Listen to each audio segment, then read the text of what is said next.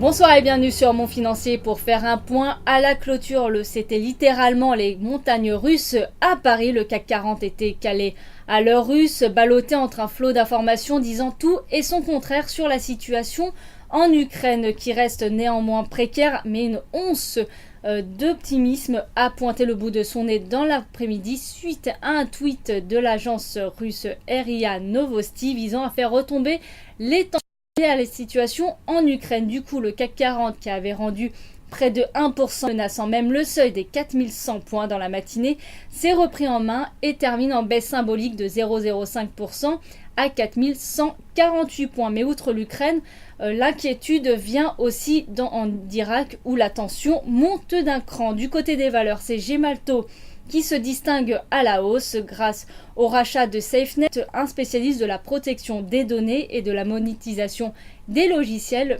Le titre est également suivi de Michelin et de Vinci. Renault, qui perdait 3% dans les premiers échanges, se reprend et gagne 0,28% à 58,15€ à la clôture. Hors CAC, c'était Nicox, la star du et qui reprend près de 20% après avoir informé Bausch & Lomb de sa décision d'exercer son option de copromotion aux États-Unis pour le produit dans le traitement du glaucome et de l'hypertension oculaire.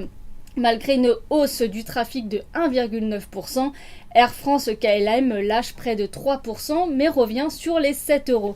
Sur le marché d'échange, l'euro vaut désormais 1,3415. Du côté de l'or noir, la tendance est revenue à la baisse. Ainsi, le baril de Brent cède de 0,25% à 104,86$ et le WTI se négocie à 97,39$. Et pour finir, l'once d'or profite toujours de ce regain d'aversion au risque et se négocie désormais à 1310$ l'once. Voilà ce qu'on pouvait dire à la clôture.